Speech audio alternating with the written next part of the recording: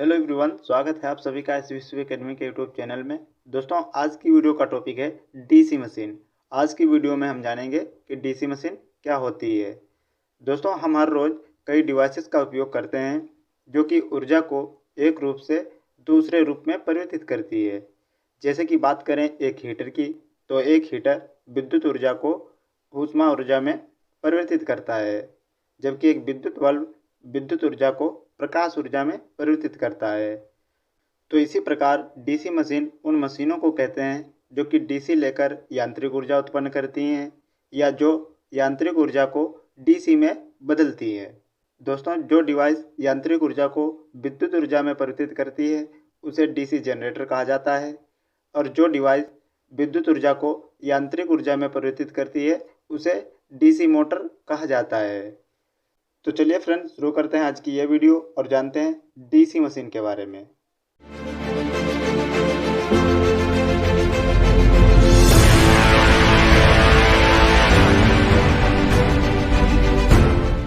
तो दोस्तों, सबसे पहले हम डीसी मशीन की संरचना के बारे में समझ लेते हैं।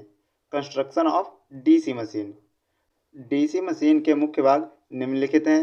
नंबर 1, क्षेत्र चुंबक, yoke, armature core, armature winding, commutator, brush gear.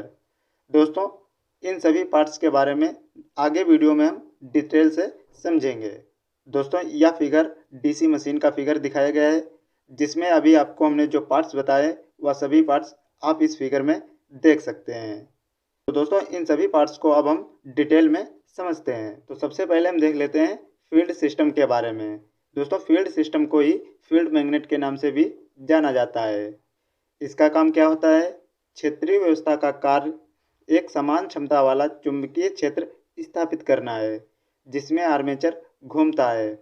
दोस्तों, फील्ड सिस्टम का मुख्य कार्य एक समान क्षमता वाला चुंबकीय क्षेत्र स्थापित करना होता है जिसमें आर्मेचर घूमता है। इसमें ध्रुव होते हैं जिनकी संख्या सम होती है। ये ध्रुव एक वृत्ताकार ढांचे के अंदर की ओर लगे होते हैं। इस ढांचे को योक कहा जाता है। जैसा कि दोस्तों आप इस फिगर में देख सकते हैं कि जो पोल्स होते हैं वह एक वृत्ताकार ढांचे के अंदर की ओर लगे होते हैं जिसको कि योक कहा जाता है। फील्ड कॉइल्स ध्रुवों पर लगी होती है तथा इसमें डिस्ट धारा प्रवाहित होती है जिसे उत्तेजक धारा भी कहते हैं। और जो फील्ड कॉइल्स होती हैं वो पोल्स पर लगी होती है और इनमें से ही डीसी करंट प्रवाहित होती है जिसको कि एक्साइटिंग करंट के नाम से भी जाना जाता है। फील्ड वाइंडिंग इस प्रकार आपस में जुड़ी होती हैं कि दो निकटवर्ती ध्रुव विपरीत ध्रुवीयता के हों। दोस्तों, इसमें क्षेत्रीय कुंडलों को इस प्रकार आपस में जोड़ा जाता है कि दो निकटवर्ती जो ध्रुव होते हैं वो विपरीत पोलैरिटी के हों। जैसा कि दोस्तों आप फिगर में भी देख सकते हैं कि जो दो निकटवर्ती पोल्स हैं वह दोनों ही विपरीत पोलैरिटी के होते हैं। फील्ड कॉइल्स द्वारा उत्पन्न चुंबकत्व वाहक बल एक चुंबकीय फ्लक्स उत्पन्न करता है। यह चुंबकीय फ्लक्स ध्रुवों, वायु अंतराल, आर्मेचर तथा ढांचे से होकर गुजरता है। दोस्तों, आप इस फिगर में देख सकते हैं कि जो भी फील्ड कॉइल्स के द्वारा उत्पन्न एमएमएफ एक चुंबकीय फ्लक्स उत्पन्न करता है वह किस प्रकार से पोल्स, एयर गैप, आर्मेचर तथा योक से होकर गुजरता है। डीसी मशीन का सेकेंड पार्ट है योक। यह मशीन का बाहरी कवच होता है जो कि गोल आकार का होता है। योक को ढलवा लोहे अथवा इस्पात व रोल्ड इस्पात से बनाते हैं। दोस्तों, योक जो होता है वह मशीन का बाहरी कवच होता है जो कि गोल आकार का होता है। जैसा कि दोस्तों आप देख सकते हैं कि मशीन का जो बाहरी भाग होता है वह गोल आकार का होता है जिसे योक कहा जाता है, और योक को कास्ट आयरन, कास्ट स्टील या रोलेड स्टील से बनाते हैं। छोटी मशीनों के योक को ढलवा लोहे से व बड़ी मशीनों के योक को ढलवा स्टील व रोलेड स्टील से बनाते हैं, क्योंकि इससे मशीन का भार कम होता है। परंतु बड़ी मशीनों के योक दो भागों में ढाले जाते हैं और दोनों भागों को एक नट बोल्ट की सहायता से जोड़ देते हैं। दोस्तों, जो छोटी मशीनों के योक होते हैं उनको कास्ट आयरन से बनाया जाता है, जबकि बड़ी मशीनों के योक को कास्ट स्टील या रोलेड स्टील से बनाते हैं, क्योंकि इससे मशीन का भार कम होता है। नेक्स्ट पार्ट है आर्मेचर कोर। आर्मेचर कोर क्या होती है? मशीन का जो भाग घूमता है उसे आर्मेचर कहते हैं।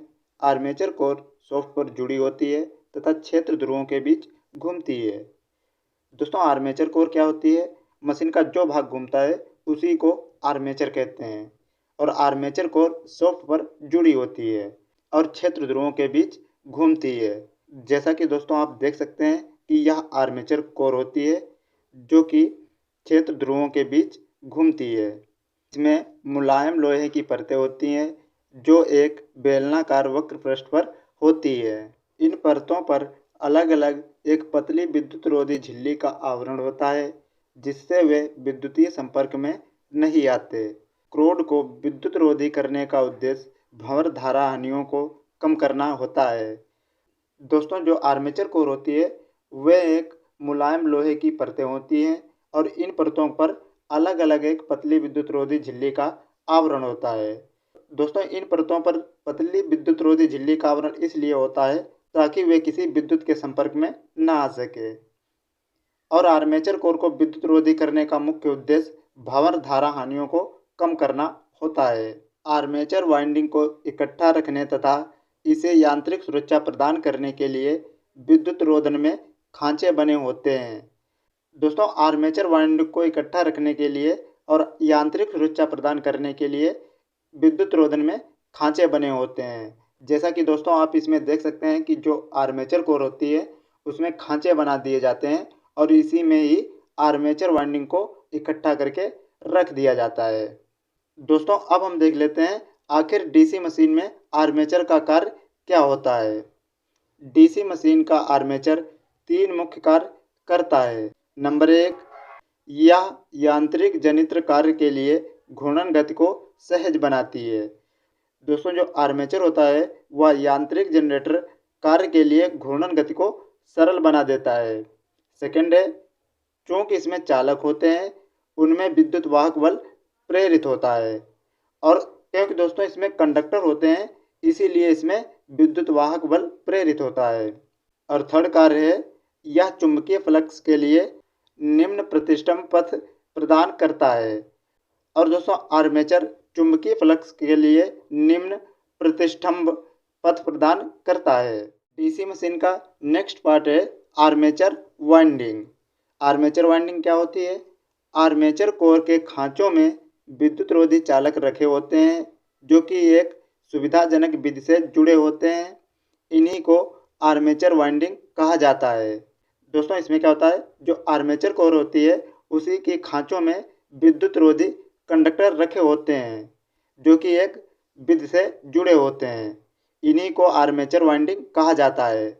जैसा कि दोस्तों आप इस फिगर में भी देख सकते हैं कि जो आर्मेचर कोर होती है उसमें खांचे कटी होती है और इन्हीं खांचों में विद्युत रोधी चालक रखे होते हैं। इन्हीं को आर्मेचर वाइंडिंग कहा जाता है। इस वाइंडिंग में ही कार्यकुशल विद्युत वाहक बल प्रेरित होता है। आर्मेचर चालक श्रेणी समांतर में जुड़े होते हैं। अधिक विभव प्राप्त करने के लिए आर्मेचर चालकों को श्रेणी में तथा अधिक धारा प्राप्त करने के लिए आर्मेचर चालकों को समांतर में जोड़ा जाता है। इसी वाइंडिंग में विद्युत वाहक बल प्रेरित होता है।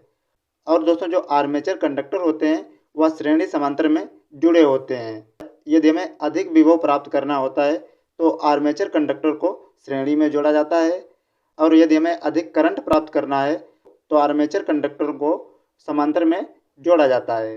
डीसी मशीन का नेक्स्ट पार्ट है कम्यूटेटर। दोस्तों, यह डीसी मशीन का बहुत ही महत्वपूर्ण भाग होता है। इसमें क्या होता है, यह दिष्ट धारा मशीन का सबसे महत्वपूर्ण भाग है। कम्यूटेटर एक मैकेनिकल रेक्टिफायर होता है जो कि जनित अल्टरनेटर वोल्टेज को डायरेक्ट वोल्टेज में परिवर्तित करता है। दोस्तों, जो कम्यूटेटर होता है वह डीसी मशीन का सबसे महत्वपूर्ण भाग होता है जो कि एक मैकेनिकल रेक्टिफायर होता है जो कि जनरेटेड अल्टरनेट वोल्टेज को डायरेक्ट वोल्टेज में कन्वर्ट कर देता है। कम्यूटेटर में 2 सेगमेंट्स होते हैं जो कि एक बेलनाकार धातु रिंग के 2 समान भागों में काटकर बनाए जाते हैं। 2 खंड एक दूसरे से अभ्रक की पतली परत द्वारा पृथक होते हैं तथा मशीन के शाफ्ट पर लगे होते हैं। आर्मेचर चालक के सिरे कम्यूटेटर के खंडों पर सोल्डर्ड होते हैं और दोस्तों जो दो खंड होते हैं वह एक दूसरे से माइका की पतली परत से अलग अलग होते हैं तथा मशीन की शॉफ्ट पर लगे होते हैं। तो यह फिगर डीसी मशीन के कम्यूटेटर का फिगर दिखाया गया है। और दोस्तों इसमें आगे बताया गया है आर्मेचर कंडक्टरों के कम्यूटेटर के खंडों से जुड़ने के आधार पर आर्मेचर वाइंडिंग दो प्रकार की होती है। नंबर 1 लैप वाइंडिंग, सेकेंड है वेव वाइंडिंग। दोस्तों अब हम देख लेते हैं डीसी मशीन के नेक्स्ट पार्ट ब्रश के बारे में। ब्रश का उद्देश्य घूमने वाले कम्यूटेटर तथा स्थायी लोड परिपथ के मध्य विद्युत संयोजन स्थापित करना होता है। दोस्तों ब्रश का मुख्य कार्य कम्यूटेटर तथा स्थायी लोड परिपथ के मध्य विद्युत संयोजन स्थापित करना होता है। ब्रश कार्बन के बने होते हैं तथा कम्यूटेटर पर स्वतंत्र तथा स्थायी रूप से रखे होते हैं, अर्थात कम्यूटेटर के साथ ब्रश नहीं घूमते हैं। दोस्तों जो ब्रश होते हैं वह कार्बन के बने होते हैं और कम्यूटेटर पर स्वतंत्र तथा स्थायी रूप से रखे होते हैं और यह कम्यूटेटर के साथ नहीं घूमते हैं। जैसा कि आप देख सकते हैं कि जो कम्यूटेटर होता है उस पर ब्रश स्वतंत्र तथा स्थायी रूप से रखे होते हैं। तो दोस्तों आज की वीडियो में इतना ही। यदि आपको हमारी वीडियो पसंद आई हो तो वीडियो को लाइक करें, शेयर करें और चैनल पर नए हो तो चैनल को सब्सक्राइब करें। मिलते हैं नेक्स्ट वीडियो में नए टॉपिक के साथ। तब तक के लिए जय हिंद, वंदे मातरम।